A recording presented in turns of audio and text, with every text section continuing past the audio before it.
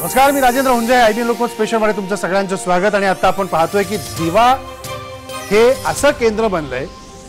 दिवा ठाणे महापालिकेतला एक भाग आहे आणि दिव्यामध्ये आता 11 नगरसेवक हे अधिकचे ठाणे महापालिकेत जाणार आहेत.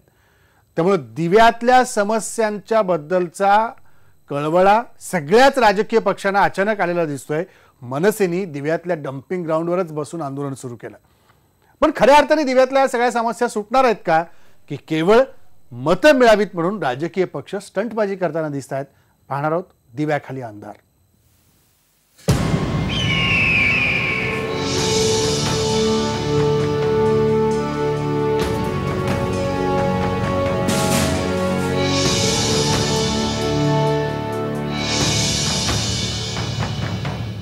मुंबई ठाण्यानंतर रेल्वे मार्गावरचं महत्त्वाचं जंक्शन म्हणजे दिवा. गेल्या काही वर्षात झपाट्यानं वाढ झालेलं हे शहर अचानक राजकीय पटलावर आलेलं आहे. याचं कारण म्हणजे दिव्यामध्ये वाढलेले 11 वॉर्ड्स. दिव्यातून ठाणे महापालिकेत जाणाऱ्या नगरसेवकांची संख्या 2 वरून अचानक 11 झाल्यानं नवी राजकीय समीकरणं आता इथे तयार होत आहेत. पण मतपेटीच्या हिशोबामध्ये दिव्यामधल्या मूलभूत सुविधांच्या नावानं बोंब आहे. त्यातच आता डम्पिंग ग्राउंडचा प्रश्नही पेटलेला आहे. सगळ्यात राजकीय पक्षांचं नवं आकर्षण ठरलेल्या दिव्यामधल्या समस्यांविषयी सगळ्या नेते मंडळींची टोलवाटोलवी सुरू झाली आहे. पाहूयात एक रिपोर्ट.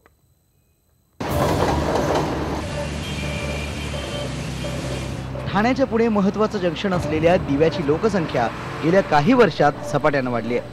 मुंबई ठाण्यात घर न परवडणाऱ्या मध्यमवर्गीयांनी दिव्याकडे मोर्चा वळवला. काही हजारांच्या घरात असलेली लोकसंख्या 4.5 लाखांवर गेली आहे. पण किमान नागरी सुविधांच्या बाबतीत आज बोंबाबोंब आहे.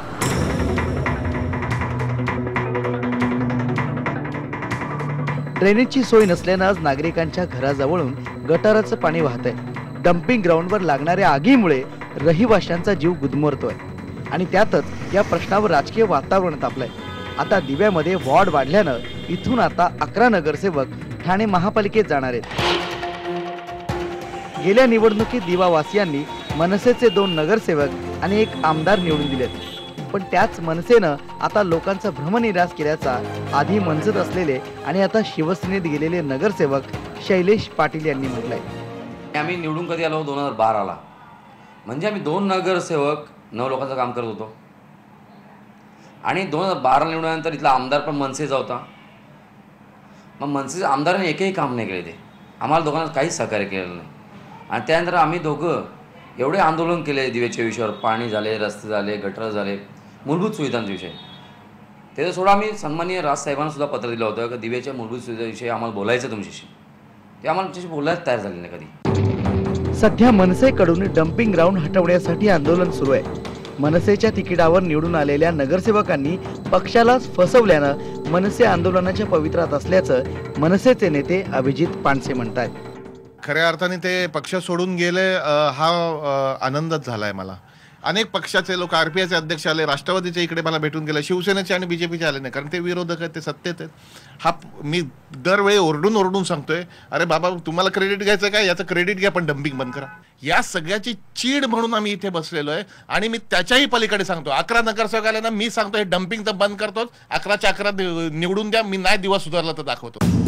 तर भाजपनं सेना मनसेला लक्ष केलंय. दिव्याचं राजकारण वर्षानुवर्ष या 2 पक्षांभोवतीच फिरल्यानं हे दोघे पक्ष गब्बर झालेत. पण दिव्याची परिस्थिती खालवल्याचा भाजपनं आरोप केलाय. निवडणुकापूर्वी ही राजकीय स्टंटबाजी मनसेची. यापूर्वी मनसेने 5 वर्षापूर्वी असंच डम्पिंग ग्राउंडबरोबर उपोषण केलं होतं. मनसेचे नगरसेवक निवडून आले होते.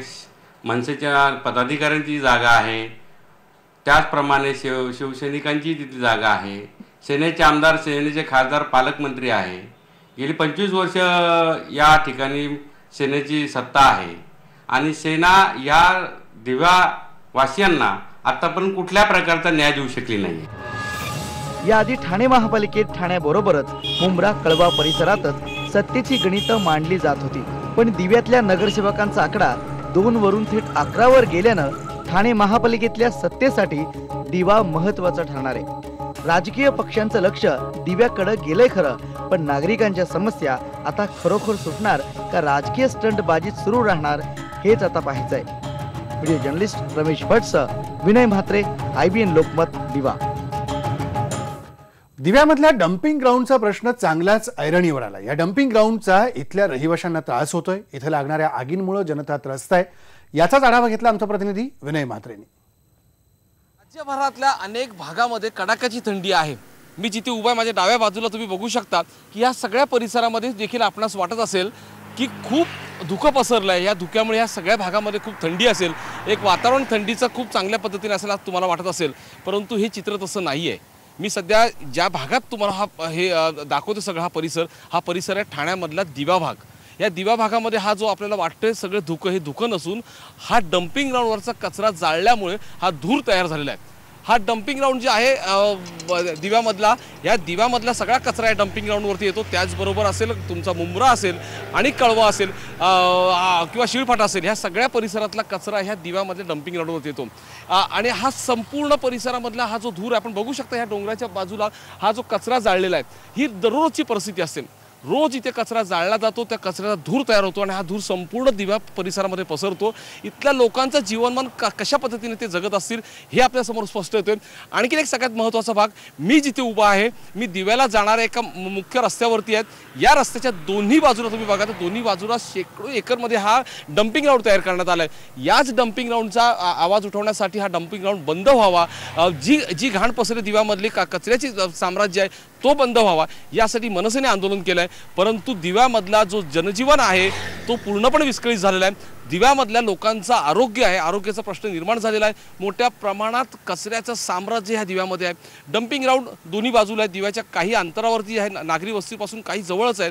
कचरा मोठ्या प्रमाणात टाकला जातो, पण त्याची विल्हेवाट इथे कोणत्याही पद्धतीने केली जात नाही आहे. ठाणे महानगरपालिकेने विकासाच्या दृष्टिकोनातून पावलं उचललीत, मात्र डम्पिंग ग्राउंडचा कचराचं विल्हेवाट लावण्याची प्रक्रिया कोणतीही नाही आहे. त्यामुळे दररोज हा जो जाळलेला कचरा असतो त्याच्यामुळे जो निर्माण होणारा धूर आहे हा संपूर्ण दिवा परिसरात पसरतो. याचमुळे या संपूर्ण परिसरामधले आरोग्याचा एक प्रश्न निर्माण झाला आहे. व्हिडिओ जर्नलिस्ट रमेश भटसह विनय म्हात्रे, IBN लोकमत, दिवा. इथली अस्वच्छता एवढी वाढली आहे की लोकांच्या घरासमोरून गटाराचं पाणी वाहत आहे. ड्रेनेजच्या व्यवस्थेचे 3 तेरा आहेतच, पण पिण्याच्या पाण्याचीही बोंब आहे. निवडणूक आल्यावर मतं मागायला येणारे राजकीय पक्ष सत्ता आल्यावर मात्र सगळं विसरतात, याची इथल्या जनतेमध्ये चीड आहे. मुंबई ठाण्याच्या जवळचं असलेला दिवा जंक्शन एक सगळ्यात गर्दीचं ठिकाण. पण याच दिव्यातले रहिवासी कशा पद्धतीने राहत असतील याचं एक जिवंत वास्तव तुम्हाला दाखवतो. मी हरिश्चंद्र अपार्टमेंटमध्ये आलोय. या हरिश्चंद्र अपार्टमेंटमधल्या परिस्थिती बघा आपण. तळमजल्याला ही परिस्थिती आहे. आपण बघू शकता की दिव्यामध्ये लोक कसं जीवन जगत असतील. नक्कीच दिव्यामध्ये माणसं राहत आहेत की जनावरं राहत आहेत, अशाच विचार करून महापालिकेने या सगळ्या परिस्थितीकडे दुर्लक्ष केले. तब्बल 5 ते 7 वर्षापासून या सोसायटीमध्ये अशा प्रकारचं पाणी साचतंय. हे एवढं घाणीचं पाणी आहे. हे सगळं पाणी सिवरेज ट्रीटमेंट प्लांटच्या ह्याच्यामधून आलेलं आहे आणि हा पाणी गेले 5 ते 7 वर्षापासून असंच आहे. जी घरं बघते आजूबाजूची आपण घरं बघते, ही सगळी घरं इथं सोडून निघून गेलेली आहेत. कारण अशामध्ये जगायचं कसं, अशा ठिकाणी राहायचं कसं, असा प्रश्न ह्या सगळ्या लोकांना पडला आहे. 1-2 टाक्या आपण बघतो इथे. ह्या 2 टाक्यांची झाकण्यात हा खालचा जो पट्टा आहे त्याची ही पाण्याची टाकी आहे आणि या पाण्याच्या टाकीवरती घाणीचं पाणी संपूर्ण आलंय. नक्की साहजिकच या पाण्याच्या टाकीमध्ये देखील हा घाणीचं पाणी झिरपत असणार आतमध्ये आणि हेच पाणी या इमारतीमध्ये लोक पित आहेत. दुसऱ्या बाजूला अजून आपण पुढे जाऊया, तिकडे आहे ती बोरिंग. त्याचा पाईप बघा आपण वरती गेलेल्या बिल्डिंगच्या वरच्या टाकीमध्ये गेलाय. बोरिंगचं पाणी देखील यांना प्यावं लागतंय. या बोरिंगच्या पाण्यामध्ये देखील तिथेही हा पाणी झिरपत असणार आहे. अशा घाणीतलं पाणी जो या बोरिंगमध्ये ह्या टाकीमध्ये जातोय तोच पाणी या लोकांना प्यावं लागतं. कशा पद्धतीने ही लोक जगत असतील ते आपण बघूया. एकूण परिस्थिती पाहिली ह्या इमारतीच्या चोहोबाजूनी जर आपण पाहिलं तर चोहोबाजूनी संपूर्ण हेच घाणीचं साम्राज्य आहे. अशा प्रकारची परिस्थिती संपूर्ण दिव्यामध्ये तुम्हाला बघायला मिळेल. लोकांनी जगावं तर ते कसं, हेच हाच प्रश्न इथल्या लोकांना पडलाय. मी खूप नरकाचे त्रास काढले तिथं. म्हणजे आहे ना 4 वर्ष झाले मी सर्वांकडे प्रयत्न केले जायचे, पण कुणीच नाही लक्ष दिलं इथं. खूप वाईट परिस्थिती आमच्या इथं. याच्या पुढे मी काहीच बोलू शकत नाही. मग इथे महापालिकेच्या अधिकाऱ्यांना भेटलात किंवा इथल्या नगरसेवकांना? सर्वांना भेटलो. ती लोक डिरेक्टली सांगतात की तुम्ही ग्राउंड विजवा. डिरेक्टली सांगतात ती लोक की तुम्ही ग्राउंड बंद करा. आम्ही जायचं कुठून आणि यायचं कुठून तो प्रश्न पडलाय आम्हाला. आम्ही हातापाय पडून थकलोय आम्ही प्रत्येक गोष्टीला, पण कोणच लक्ष नाही देत. मला ताई तुम्ही सांगा काय परिस्थिती तुम्ही इथे घर घेतलंय विकत? आता इथे घर घेतलंय, कर्ज काढून घर घेतलंय, त्याच्यामुळे आम्हाला एक तर कर्ज फेडायचं पण आहे आणि त्यात एवढा त्रास सहन करायचा. आजारपणाला पैसे घालवायचे का लोन फेडायचं आम्ही. तुम्ही काय सांगाल, निवडणुका पुन्हा आल्या, आता हीच वेळ तुमची आहे की तुमच्याकडे आता लोक सगळे धावत येणार आणि तुम्हाला सांगणार की आता मतदान करा म्हणून. आम्ही आमच्याकडे मतं मागा आले ना, आम्ही सरळ सांगणार हे नीट करा तर मतं मागा, नाही तर निघा. आम्ही ह्याच भाषेत बोलणार. आम्ही कुणाला मतदानही नाही करणार, काय नाही. कारण 2 वेळा मतदान झालं इथं आल्यापासून. तर ही समस्या त्यांनी सोडवली का नाही, मग कशाबद्दल मतं मागायला आमच्याकडे कुणी येऊही नाही आणि आम्ही देणारही नाही कुणाला. हा जनतेतला रोष आहे. डम्पिंग ग्राउंडच्या मुद्द्यावर मनसेनं आंदोलन छेडलंय. दिव्यातल्या या भीषण परिस्थितीला सत्ताधारी जबाबदार आहेत असा आरोप मनसेच्या अभिजित पानसे यांनी केला. त्यांच्याशी बातचीत केली आहे विनय म्हात्रेंनी. डम्पिंग ग्राउंडच्या त्रासामुळे प्रत्येक घरामध्ये एक एक रुग्ण आहेत.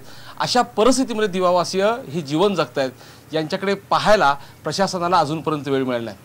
तब्बल 3 दिवसांपासून ठाण्याचे मनसेचे ठाणे जिल्ह्याचे संपर्क प्रमुख अभिजित पानसे ह्या डम्पिंग ग्राउंडवरतीच वास्तव्याला आहेत. आपण त्यांच्याशी बोलणार आहोत एकूण सगळ्या ह्या विषयावरती. काय नक्की म्हणाल तुम्ही, परिस्थिती पाहिलीत म्हणून तुम्ही ह्या डम्पिंगच हटावाची भूमिका घेतली आहे. दिवा स्वच्छ व्हावा, घाणीचं साम्राज्यातून बाहेर निघावं ही तुमची मनसेची भूमिका आहे. परंतु काय तुम्हाला वाटतंय, गेल्या अनेक वर्षापासून महापालिकेने खऱ्या अर्थाने इथे ह्याला सापत्नपणाची वागणूक दिली आहे का? निश्चितपणे सापत्नपणाची वागणूकच नाही दिली आहे. वागणूक द्यायला बघावं तरी लागतं. तुम्ही सगळ्या दिवा जर हिंडलात तर इतकं भयंकर चित्र तुमच्या डोळ्यासमोर येतं की म्हणजे ही माणसं नाही आहेत का यांचा आपला काही संबंध नाही आहे, की हे आपल्या देशातला भाग नाही आहे, शहराचा भाग नाही आहे. इतकं दुर्लक्ष या शहराकडे केलेलं आहे. डम्पिंगचा तर विषय आहे, शेकडो एकरवर पसलेलं अनधिकृत डम्पिंग आहे हे. आता या सगळ्या गोष्टीची सुरुवात जेव्हा प्रशासनाने केली होती, एकतर सुप्रीम कोर्टाचे डिरेक्टिव्ह आहेत की कचरा जो आहे त्याची विल्हेवाट शास्त्रीय दृष्टिकोनातून लावली पाहिजे. आणि हे सगळंच अनऑथॉराइज्ड आपल्या आता 2-4 दिवस तुम्ही बघत असाल की आयुक्त धडाडीने अनधिकृत बांधकाम इथे पाडतायत. आणि ज्या महानगरपालिकेचे ते आयुक्त आहेत तीच महानगरपालिका इथे वर्षानुवर्ष अनधिकृत डम्पिंग करते. याला कोणी काही विचारायचं नाही. हे अशी भीषण परिस्थिती इथे आहे. काय म्हणाल, पण तुम्हाला 2 नगरसेवक मिळाले. आज मनसेची सत्ता मागील 5 वर्षामध्ये होती, आज ते दोन्ही नगरसेवक दुसऱ्या पक्षात गेलेले आहेत. परंतु तेही अपयशी ठरले किंवा तुम्ही याकडे पाहताना तुम्ही कुठे कमी पडलात ह्या सगळ्या प्रश्नांकडे? ते अपयशी ठरले तर काय हा विषयच नाही. खऱ्या अर्थाने ते पक्ष सोडून गेले हा आनंदच झाला आहे मला. म्हणजे ही परिस्थिती बघणार. आणि हो, निश्चितपणे आम्ही कमी पडलोय. मी स्वतः कमी पडलोय. आम्ही शहराचे एक पदाधिकारी म्हणून कमी पडलोय. हा विषयच केव्हा सुरू झाला की अगदी मी सांगतो, आत्ता जे या माझ्या सगळ्या डम्पिंगच्या आणि या इथे आम्ही आंदोलनाला बसलेलो आहोत, या प्रकाराला स्टंटबाजी आणि असं जे काही म्हणतात, मला कीव येते त्या लोकांची. तुम्ही तुमची चूक तर मान्य केली पक्षाने, कारण तुमचे 2 नगरसेवक असतील ते चांगल्या पद्धतीने काम करतील असं तुम्हाला वाटलं असेल म्हणून हे कदाचित सगळं घडलं असेल. परंतु आता 2 नगरसेवकाच्या तिकडे 11 नगरसेवक आहेत. सर्वच राजकीय पक्षांचं लक्ष हा केंद्रित दिव्याकडे झालं आणि केंद्रित ही टर्निंग पॉईंट असणार आहे कदाचित सत्ता मिळवण्यामध्ये किंवा काय असेल. याचमुळं मग शिवसेना असेल, शिवसेनेचे सगळे नेते इथे ठाण मांडून आहेत. भाजपा परिषदा घेते, विकास परिषदा ह्या ठिकाणी करते, परिसंवाद भाजपाकडून होतोय. तुम्ही देखील अनेक कार्यक्रम घेताय. काय म्हणा, आता ह्या 11 नगरसेवकांच्यामुळे राजकीय पटलावरती दिवा आलाय असं म्हणायला अगदीच हरकत नाही. 11 नगरसेवक झालाय त्यामुळे राजकीय पटलावरती हे दिवा आलेला आहे. पण हे दिवा राजकीय पटलावर होतच की पहिल्यापासून. दिवा राजकीय पटलावर होतं, मात्र आत्ताच का आलं हे मात्र अत्यंत उत्सुकतेचा मुद्दा असणार आहे. ब्रेक घेऊ. ब्रेक नंतर आणखी काही दिव्यातले महत्त्वाचे मुद्दे पाहणार आहोत.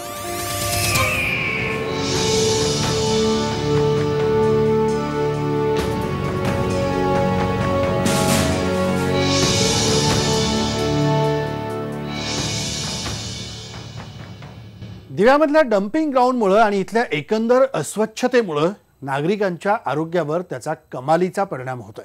सततच्या आजारपणाला आणि वाढत्या खर्चाला इथले नागरिक कंटाळलेत. दिव्यामधल्या एका डिस्पेन्सरीमध्ये जाऊन याचाच आढावा घेतलाय विनय म्हात्रेनं. 4,30,000 लोकसंख्या असलेलं दिवा गाव, परंतु या दिवा गावामध्ये सुविधांचा अभाव आहे. माझ्या बाजूलाच आपण बघू शकता की हे जे गटार गेले ह्या गटारावरती साधी झाकणं नाही आहेत आणि गटारामधलं जी आतली घाण आहे ती गेल्या अनेक महिन्यांपासून ही घाण काढली नाही, त्याच्यामुळे हे सगळे तुडुंब भरलेलेच आहे. गटारांची ही अवस्था आहे. फुटपाथ तर आपणास कुठेही पाहायला मिळणार नाही आहे. जे रस्ते आहेत त्या रस्त्यावरून चालणं मुश्किल होऊन बसलेलं आहे, कारण कुठच्याही रस्त्यावरती साधी डांबर देखील टाकली गेलेली नाही आहेत. म्हणूनच या रस्त्याने चालताना प्रत्येक महिलेला आपल्या साडीच्या पदराने नाक आणि तोंड बंद करावं लागतं. तीच परिस्थिती पुरुषांची आहे. पुरुषांना देखील रुमाल बांधूनच आपल्या पुढचा प्रवास करावा लागतं.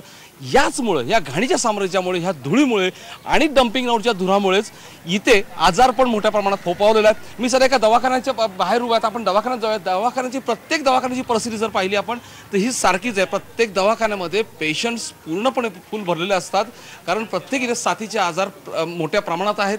लहान मुलांचा सगळ्यात जास्त परिणाम हा लहान मुलांवरती होताना दिसतो. त्याचमुळं सर्दी, खोकला किंवा हे छोटे मोठे आजारात हे खूप मोठ्या प्रमाणात फोपावलेले आहेत. परंतु याकडे प्रशासन साधं ढुंगुरी बघत नाही. साधं प्राथमिक आरोग्य केंद्र ह्या दिव्यामध्ये नाही आहे. त्यावर आपण विश्वास करू शकता की ठाणे महानगरपालिकेचं या दिव्यावरती किती लक्ष येते. मला तुम्ही सांगा, तुम्ही कोणासाठी आलात? मुलगा आहे हा माझा, नैतिक. हां, ह्यासाठी आलेलो आहे मी. काय मुलाला काय होतं तुमच्या? त्याला सर्दी आणि की खोकला. मला तुम्ही सांगा की तुम्ही मुलाला घेऊन आता आल्या दवाखान्यात, काय परिस्थिती आहे? पण तुम्ही म्हणजे इथे नेहमी घरात आजारी असतात का? मूल नेहमी असतात का? तुम्हाला आणखी काही मुलं आहेत का? काय सर? 2 मुलं आहेत मला, एक मुलगी एक मुलगा. त्यातून कमीत कमी 2 दिवस ही पडतात, आजारी पडतात ते. हो, सर्दी, खोकला, ताप वगैरे सर्व. दर महिन्याला 2 ते 3 वेळा ते आजारी पडतात. आजारी असतात ते. मग तुमच्या पगारातून खर्च किती % फक्त आजारपणावर जातो? पगारातून कमीत कमी माझ्या असे कमीत कमी 3 ते 4,000 रुपये उरतात असे. पाहू शकता, मुंबईमध्ये घर घेणं तर शक्यच नाही आहे. म्हणून मुंबई सोडली, ठाणं सोडलं आणि ठाण्यामधून मग अखेर आम्ही दिव्यामध्ये आलो, कारण आम्हाला परवडणारं घर ह्या दिव्यामध्ये मिळतं म्हणून या दिव्यात आलो. मात्र दिव्यात आलेल्या परिस्थिती तर आणखीनच भयानक आहे. याचमुळे घर कसं चालवायचं, संसार कसं हाकायचा, हाच सगळे प्रश्न ह्या सर्वांसमोर आहेत. आपल्यासोबत इथे डॉक्टर्स आहेत. आपण डॉक्टर पाटील यांच्याशी बोलूयात. आणि त्याने सर काय म्हणाल, दिव्यातली एकूण परिस्थिती तुम्ही पाहताय? जागोजागी कचऱ्याची ढीग पडलेली आहे. डम्पिंग ग्राउंडचा धूर हा दिवसभर असतो. धुळीचं साम्राज्य सगळीकडे आहे. श्वसनाचे रोग जास्त वाढलेले आहेत दिव्यामध्ये. जनरली दम्याचे आजार किंवा उलटी, मळमळ या गोष्टी, आणि एकदम गलिच्छ आणि घाणेरडं वातावरण आहे दिव्यामध्ये. पेशंटची संख्या दिवसेंदिवस वाढत जाते आणि छोट्या छोट्या एक पेशंट समजा 15 दिवसाला 10 दिवसाला रिटर्न त्याच कंप्लेंट घेऊन येतात. सर्दी, खोकला, दमा. लहान मुलांना भरपूर त्रास होतो या गोष्टी. आपण बघितलं की डॉक्टरही सांगतात की या सगळ्यामुळं प्रचंड आजाराचं प्रमाण देखील दिव्यात वाढतंय. साधं प्राथमिक आरोग्य केंद्र दिव्यात नाही. म्हणजे राजकीय स्टंटबाजी चालली आहे हे वास्तव आहे. समस्येवर मात्र कुणाचंही लक्ष नाही आहे. बघूयात पुढं काय काय होतंय. आता इथं समोर बाबा काय